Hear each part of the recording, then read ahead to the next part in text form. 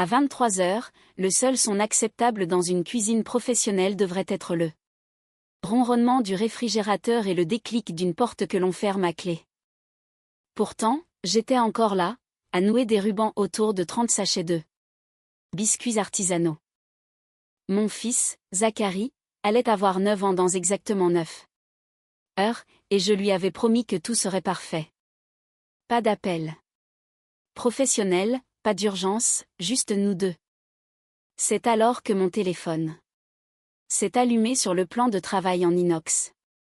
Un SMS de ma mère, Suzanne, j'ai annulé une soirée. Michel a besoin de toi pour assurer le service traiteur de son brunch de réseautage demain. C'est une excellente vitrine. Ne sois pas égoïste. J'ai fixé l'écran. La lumière bleue se reflétait sur la lame de mon couteau de chef. 3 secondes plus tard, une autre notification est apparue. Michel a adoré annuler la soirée. Je n'ai pas répondu. Je n'ai pas pris la peine d'écrire un long paragraphe sur le respect des limites ou les promesses non tenues. Je n'ai pas appelé pour argumenter. J'ai simplement senti un interrupteur froid et silencieux basculer dans ma poitrine. Ce n'était pas de la colère. C'était la fin soudaine et absolue d'un contrat qui durait depuis beaucoup trop longtemps. J'ai posé mon téléphone. J'ai pris ma trousse de couteau et j'ai commencé à faire mes cartons. Je lis ceci à minuit en me demandant si d'autres personnes ont une famille qui traite leur temps comme un distributeur automatique gratuit. Laissez un commentaire pour dire d'où vous m'écoutez et dites-moi, auriez-vous répondu ou auriez-vous fait exactement comme moi? J'ai agi avec l'efficacité d'un second de cuisine pendant un coup de feu. Aucun mouvement inutile. J'ai emballé mon robot pâtissier professionnel, ma collection de couteaux japonais et les 25 kilos de chocolat de couverture que j'avais tempéré pour le lendemain. J'ai dépouillé la cuisine de chaque outil qui la rendait opérationnelle. Mes parents possèdent le bâtiment, mais c'est moi qui possède le savoir-faire pour le faire tourner. J'ai conduit jusqu'à la maison et j'ai réveillé Zacharie. Il était presque 1 heure du matin. Allez, mon grand, réveille-toi. On part en mission secrète. Il s'est frotté les yeux, confus mais confiant. Où ça? Vers une nouvelle forteresse. J'ai emballé ses vêtements et ses nouveaux Legos dans le van. J'ai laissé les clés de la maison sous le paillasson. Je n'ai pas laissé de mots. Les mots sont pour les gens que l'on pourrait mal comprendre. Eux, je les comprenais parfaitement. Nous avons traversé la ville jusqu'à la zone industrielle. Laurent, mon ancien mentor, possédait un atelier de boulangerie là-bas. Il m'avait donné le code de son loft à l'étage des années auparavant, en me disant de l'utiliser si j'avais un jour besoin d'une cuisine fantôme. Ça sentait le levain et le sucre caramélisé. Ça sentait le travail, mais ça sentait aussi la sécurité. Zacharie s'est rendormi sur un matelas posé à même le sol. Je me suis assise près de la fenêtre, regardant les réverbères vaciller, et j'ai ouvert mon ordinateur. J'ai affiché le tableur que je tenais depuis 3 ans. Je l'appelais la taxe familiale. Chaque brunch, chaque amuse-bouche pour les amis de Michel.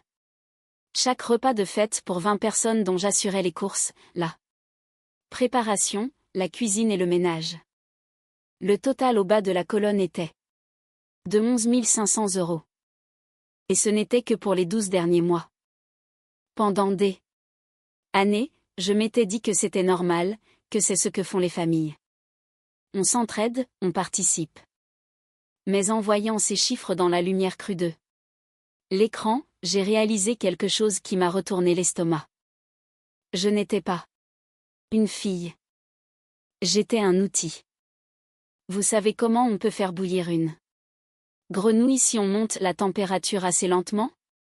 C'est ce qu'il m'avait fait. Ça a commencé par « tu peux faire quelques cupcakes » et ça. C'est terminé par moi gérant tout un service traiteur gratuitement. J'avais banalisé cette cruauté parce que je pensais que c'était le prix à payer pour être accepté. Je pensais que si je me rendais assez utile, je finirais par être considéré. Mais les outils ne reçoivent pas d'amour. Ils sont utilisés jusqu'à ce qu'ils cassent, puis ils sont remplacés. Je n'étais pas indispensable parce qu'ils m'aimaient. J'étais indispensable parce que j'étais gratuite. J'ai regardé Zacharie dormir. Il allait avoir 9 ans et sa grand-mère voulait gâcher son bonheur pour une opportunité de réseautage. C'était la température qui devenait trop élevée. L'eau débordait. J'ai fermé l'ordinateur. Je n'ai pas encore bloqué leur numéro. Je voulais voir ça. Je voulais voir le moment précis où il réaliserait que la lumière du réfrigérateur était allumée, mais que plus personne n'était à la maison. Le soleil du matin a frappé le sol en béton de l'entrepôt à 7 heures. C'était la matinée la plus calme que j'ai connue en 10 ans. D'habitude, à 7 heures, j'avais déjà 3 heures de préparation dans les jambes, imprégnées d'odeur d'oignon et de stress. Aujourd'hui, je sentais le café couler sur une plaque chauffante et l'odeur poudrée de la farine venant de la boulangerie en bas. J'ai pris mon téléphone. Il était déchargé. Je l'ai branché et j'ai regardé l'écran reprendre vie. Dès qu'il s'est connecté au réseau, il s'est mis à vibrer si fort qu'il a failli tomber de la table. 53. Appel manqué, 87 messages. Je les ai parcourus. Je cherchais une chose précise. Je cherchais un « Est-ce que tu vas bien ?» ou « Est-ce que Zacharie est en sécurité ?» Il n'y était pas. Où es-tu? Les gens arrivent dans 1 heure. Ce n'est pas drôle. Grâce, réponds. Tu ruines mon image. Où sont les quiches? Maman pleure. Tu es égoïste et jalouse. Règle ça tous deux. Suite. Je les ai lus avec un détachement qui m'a surprise. C'était comme lire le scénario d'une pièce dans laquelle je ne jouais plus. Il pensait toujours que j'étais en retard. Il n'avait pas réalisé que j'étais partie. Il croyait à un retard dans le service, pas à une rupture de contrat. Je n'ai pas répondu. J'ai versé une tasse de café pour moi et un verre de jus pour Zacharie. Nous nous sommes assis par terre pour jouer aux cartes. J'ai laissé le téléphone vibrer contre le pied métallique de la table comme un insecte pris au piège. Vers 10 heures, le ton des messages a changé, passant de la colère à la panique. Le brunch avait commencé. Je me suis connectée à Instagram depuis un compte secondaire que j'utilisais pour mes études de marché. Michel était en direct. La vidéo tremblait. Elle était dans la salle à manger de mes parents, qu'elle utilisait comme studio pour ses événements. Derrière elle, j'ai vu le désastre. Au lieu de mes tartelettes feuilletées roulées à la main et de mes planches de saumon fumé artisanal, il y avait des plateaux en plastique du supermarché. Discount, des cubes de cheddar suintant, du jambon à l'aspect caoutchouteux. Un pot de salade de pommes de terre industrielle avec le couvercle à moitié ouvert. On aurait dit un buffet de cafétéria d'entreprise, pas un événement de réseautage haut de gamme.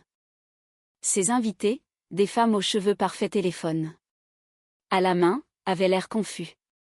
Ils filmaient la nourriture, zoomant sur les étiquettes orange fluo que quelqu'un avait oublié de retirer des couvercles en plastique. Michel ne s'excusait pas. Elle n'assumait rien. Elle regardait la caméra avec de grands yeux larmoyants. Puis elle a fait la chose qui a scellé le fait que je ne reviendrai jamais. Elle a augmenté la puissance de sa ring light. Elle a pris son air de victime, celui qu'elle utilisait quand elle voulait que ses sponsors la plaignent. Elle a laissé couler une larme. Je suis vraiment désolée, tout le monde, a-t-elle murmuré dans le micro, la voix tremblante à la perfection. Ma sœur devait être la chef aujourd'hui, mais elle fait une crise nerveuse. Je suis sous le choc. Ma main s'est crispée sur ma tasse de café jusqu'à ce que mes articulations blanchissent. Elle a fait une dépression nerveuse la nuit dernière, a continué Michel en essuyant sa fausse larme. Elle est partie avec son fils. Nous sommes tous si inquiets. Elle est instable depuis un moment, honnêtement, nous pensons qu'elle pourrait être dangereuse. S'il vous plaît, priez pour nous. J'essaie de maintenir cet événement alors que ma famille s'effondre. Les commentaires ont commencé à défiler. Si courageuse, Michel, on prie pour toi, j'espère qu'elle se fera soigner, l'enfant est-il en sécurité? Elle ne se contentait pas de couvrir ses traces. Elle brûlait ma réputation pour créer un écran de fumée à son incompétence. Dans le milieu très fermé de la gastronomie de notre ville, être étiquetée comme instable et dangereuse était une condamnation à mort professionnelle. Personne n'embauche un chef qui pourrait péter un plomb. Personne ne fait confiance à un traiteur qui est un risque de fuite. Elle était prête à détruire ma carrière, mes moyens de subsistance et potentiellement ma garde de Zacharie juste parce qu'elle avait honte de servir du fromage en cube. J'ai regardé jusqu'à ce qu'elle coupe le stream. J'ai senti la chaleur monter dans mon cou, brûlante et vive. Mais ensuite, j'ai regardé Zacharie, qui construisait une tour de cartes, en sécurité, tout à fait serein. Je n'ai pas crié. Je n'ai pas jeté le téléphone. J'ai senti la température dans ma poitrine chuter de 20 degrés. La colère est un feu. Il finit par s'éteindre. Ce n'était pas de la colère. C'était de la glace carbonique. Elle voulait un récit sur une dépression nerveuse? Très bien. Je lui donnerais un récit, mais ce ne serait pas celui qu'elle était en train d'écrire. J'ai ouvert mon ordinateur. Je n'étais plus une sœur. Je n'étais plus une fille. J'étais une créancière. Et la facture était due. Je me suis assise à la table en métal du loft, la lueur de l'écran éclairant la poussière dansant dans l'air. Zacharie construisait une forteresse avec des cartons dans le coin, fredonnant joyeusement. Il était en sécurité. Ma réputation, en revanche, était en train de se vider de son sang sur Internet. Les abonnés de Michel se délectaient du récit tragique de la sœur instable. Ils lui envoyaient des cœurs et des prières. Pendant qu'elle démantelait mon gagne-pain. J'ai pris une inspiration. Je l'ai retenu 4 secondes. Je l'ai relâché. Puis j'ai ouvert mon logiciel de facturation. Pendant des années, j'avais fonctionné sur une poignée de main et une culpabilité imposée. Plus maintenant. J'ai créé un nouveau profil client. Michel Events SARL. J'ai commencé à taper. Date de prestation, du 12 septembre au 24 août. Article 1, service traiteur, date diverses, 11 500 €. Article 2, frais d'annulation en urgence, non-respect de l'accès au lieu de sécurité. Selon les conditions contractuelles standards, 1 500 €. Article 3. Remboursement des ingrédients, 850 €. Total du, 13 850 €. Je ne l'ai pas envoyé à son adresse personnelle.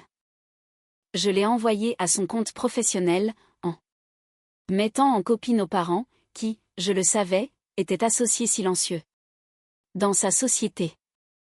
Ensuite, j'ai ouvert un nouvel onglet. J'ai tapé l'adresse email d'une vieille amie de l'école hôtelière, Sarah, qui est aujourd'hui une avocate redoutable spécialisée en droit de l'hôtellerie-restauration. Objet. Diffamation, mise en demeure. Message, ma sœur prétend publiquement que je suis mentalement instable pour couvrir ses propres violations des règles d'hygiène. J'ai besoin d'une lettre envoyée dès aujourd'hui. Je veux un démenti. Et je veux des dommages et intérêts. J'ai cliqué sur envoyer. Mes doigts volaient. J'avais l'impression d'être une pianiste jouant un concerto de conséquences. Enfin, j'ai passé l'appel qui faisait le plus mal, mais qui était le plus nécessaire. J'ai appelé les services de contrôle sanitaire du département. Je connaissais l'inspecteur de mon secteur. Il avait attribué à ma cuisine une note parfaite 5 années de suite. Allô David, c'est Grace. Je t'appelle pour acter que je ne suis pas le traiteur référent pour l'événement. Au 42 rue des Chênes aujourd'hui. J'ai résilié le contrat la nuit dernière. Toute nourriture servie là-bas n'a pas été préparée par moi, ni sous ma supervision. C'est compris, Grace, a dit David, la voix sérieuse. On avait déjà une plainte sur la chaîne du froid concernant une salade de pommes de terre. On envoie quelqu'un sur place. J'ai raccroché. J'ai regardé le téléphone. Il était silencieux maintenant. J'avais désactivé les notifications. Mais je pouvais voir les messages sortant. Ce n'était plus un conflit familial. C'était du business. Michel voulait jouer la victime professionnelle? Très bien. Je la traiterais comme une responsabilité professionnelle. Je ne me sentais pas coupable. La culpabilité est pour ceux qui font quelque chose de mal. Je ressentais la satisfaction froide et dure d'un compte enfin équilibré. Je me suis approché de Zacharie. Et, commandant de la forteresse. Ça te dirait d'aller manger quelque chose de vrai? Je connais une boulangerie en bas qui fait les meilleurs croissants de la ville. Il a souri. Ils ont du chocolat? Ils ont tout, ai-je répondu. Nous sommes descendus, laissant l'ordinateur ouvert, la facture envoyée et la machine juridique en marche. Je n'ai pas regardé en arrière. 3 jours ont passé au rythme calme de l'entrepôt. J'ai aidé Laurent pour la fournée de pain du matin, le mouvement répétitif du pétrissage apaisant les nerfs à vif. Mes parents avaient essayé d'appeler, des numéros masqués pour la plupart, mais la mise en demeure envoyée par Sarah avait clairement porté ses fruits. Le lynchage public s'était arrêté net. Puis, mercredi après-midi, mon email a émis un signal qui a tout fait basculer de l'escarmouche à la guerre. C'était de la part d'une contacte dans une maison d'édition de taille moyenne. Une femme nommée Elena, pour qui j'avais assuré un cocktail de lancement il y a 2 ans. Objet, petite question. La table. Raffinée. Salut Grace. J'espère que tu vas bien. Je relis les épreuves finales du livre de cuisine de Michel, La table raffinée, et je suis un peu perplexe. Les notes du manuscrit disent qu'il s'agit de recettes familiales originales. Mais j'ai reconnu ce canard fumé au gastrique de cerise. Ce n'est pas le plat signature que tu as fait pour mon mariage? Juste une petite vérification des crédits avant l'impression. J'ai fixé l'écran. L'air a quitté mes poumons. 1. Livre de cuisine. Michel ne savait pas faire bouillir de l'eau sans regarder un tutoriel YouTube. Elle traitait son four comme un espace de rangement pour ses pulls. J'ai répondu immédiatement, peux-tu m'envoyer le PDF? Elena l'a envoyé. J'ai ouvert le fichier. C'était l'œuvre de ma vie. Là, en photo haute résolution, se trouvaient mes recettes. Ma pâte feuilletée, mon bouillon d'os. Infusé 48 heures, la sauce molle secrète de ma grand-mère que j'avais mis 6 mois à perfectionner. Elle n'avait pas juste copié. Elle avait fait un copier-coller depuis le cloud familial que j'utilisais pour stocker mes notes. Elle n'avait même pas changé les notes introductives. J'ai développé cette recette un mardi pluvieux alors que Zacharie était malade. Un paragraphe disait. Michel n'avait pas de fils nommé Zacharie. Elle n'avait pas de fils du tout. Elle avait volé mes souvenirs en même temps que mes ingrédients.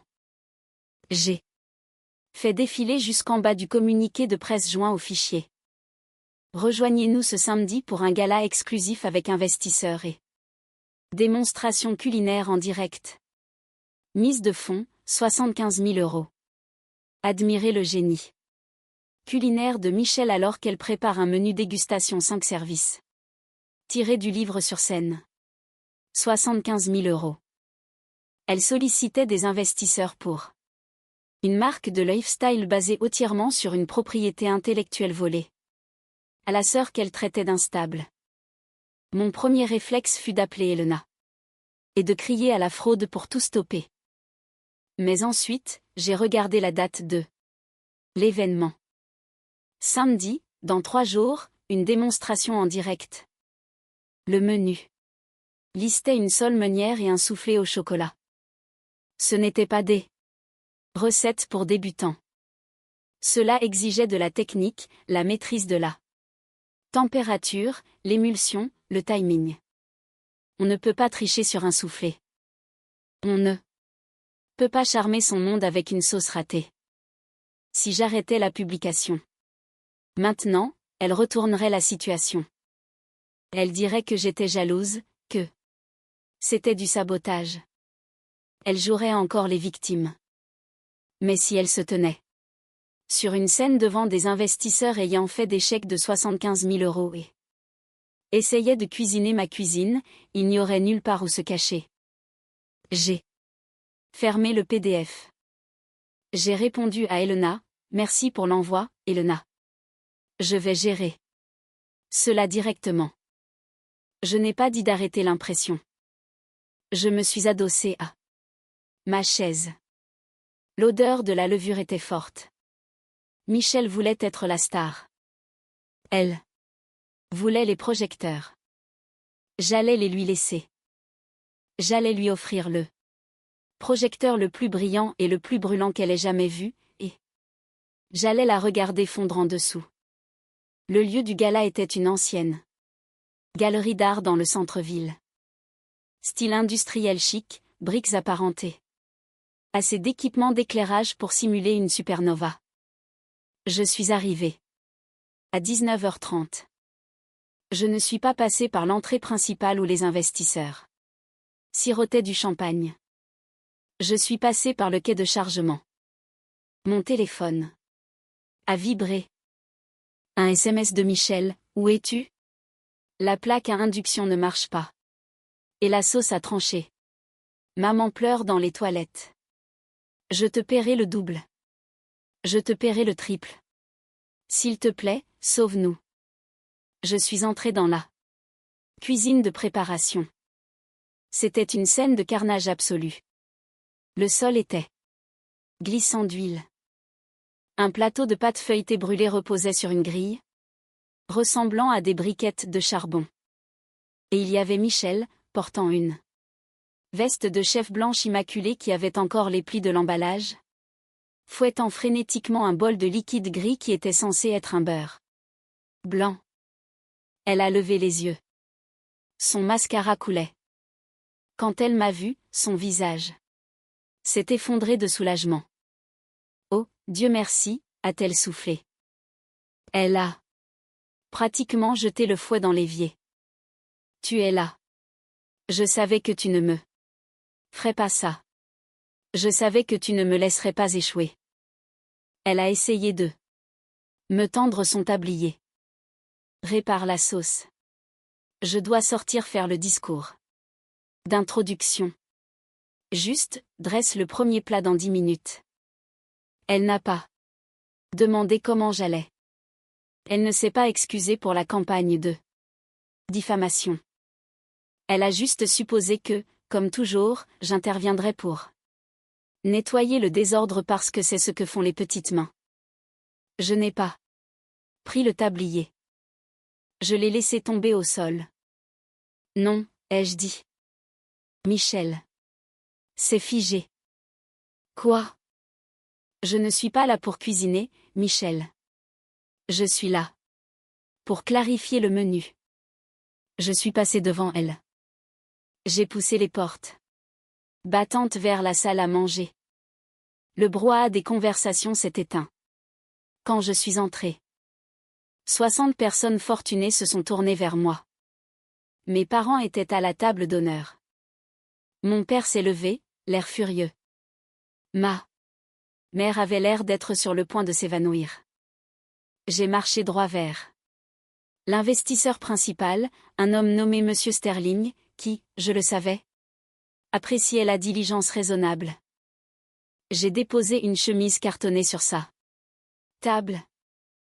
Monsieur Sterling, ai-je dit, ma voix calme et claire dans la pièce. Silencieuse. Dans cette chemise, vous trouverez les journaux de création. Originaux pour chaque recette du livre de ce soir. Vous y verrez des horodatages remontant à 3 ans, provenant de mon cloud. J'ai regardé Michel, qui se tenait sur le pas de la porte de la cuisine, pâle comme un linge. La personne en cuisine ne peut pas cuisiner ce menu car elle ne l'a pas écrit, ai-je dit. Et la sauce a tranché parce qu'elle a essayé d'ajouter du beurre froid dans du vinaigre chaud sans émulsifiant. Profitez bien de votre soirée. Je n'ai pas attendu l'explosion. J'ai fait demi-tour et je suis sorti par la porte principale. J'ai entendu ma mère crier mon nom, mais cela semblait lointain. Comme un bruit provenant d'une télévision dans une autre pièce. L'effondrement n'a pas été lent. Il a été instantané. Monsieur Sterling a retiré ses 75 000 € avant même que le voiturier ne ramène sa voiture. Les autres investisseurs ont suivi. La maison d'édition a annulé le contrat du livre le lendemain matin. Pour rupture de contrat et vol de propriété intellectuelle. 2 jours plus tard, mon père a appelé. J'ai laissé aller sur la messagerie. Je l'ai écouté. Plus tard, assise sur le balcon de l'entrepôt avec un verre de vin bon marché. Tu nous as détruits, a-t-il dit. Sa voix sonnait vieille. On a tout mis dans la marque de Michel. Nos comptes retraites, l'apport de la maison, tout est parti. J'espère que tu es heureuse. J'étais assise là, regardant l'horizon de la ville, et j'ai réalisé quelque chose de profond. Je ne les avais pas détruits. J'avais juste arrêté de les soutenir à bout de bras. Pendant des années, j'avais cru que Michel était l'enfant doré, celle qui avait le brillant, le charisme, le succès. Je pensais que j'étais juste le pilier de soutien. Mais en regardant les décombres de leurs finances, j'ai enfin compris. Le calcul. Michel était un portefeuille vide. Elle avait le logo, les coutures. Et le cuir coûteux.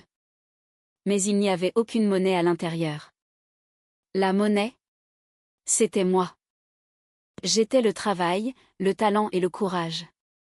Quand je me suis retiré, le portefeuille n'est pas seulement devenu mince. Il est devenu sans valeur. Mes parents n'avaient pas investi dans une entreprise. Ils avaient investi dans un mirage. Et quand le vent a chassé le sable, ils ont blâmé le vent plutôt que leur propre manque de vision. Mon téléphone a sonné à nouveau. Ma mère, cette fois. J'ai regardé l'écran. Pendant 1 seconde, j'ai ressenti cette vieille attirance, la chaîne invisible qui vous tire vers la ligne de tir. Parce que vous avez peur d'être là, méchante.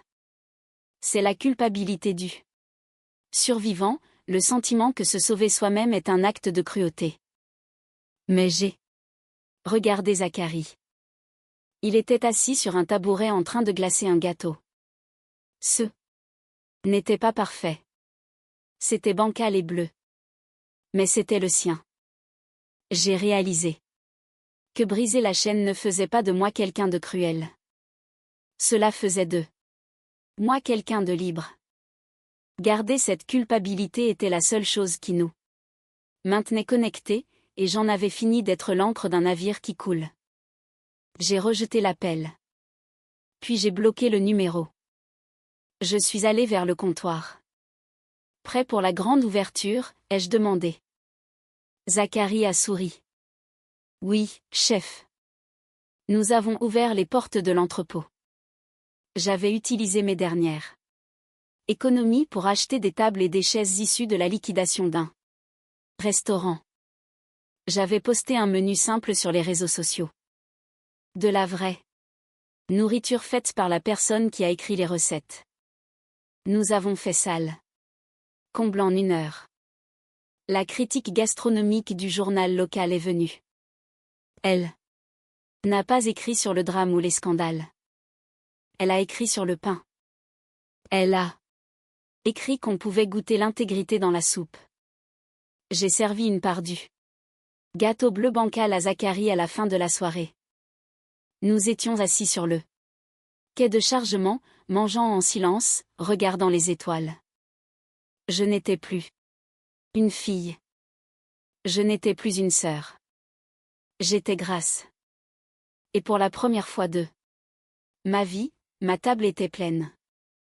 J'ai arrêté de m'immoler par le feu pour les garder au chaud.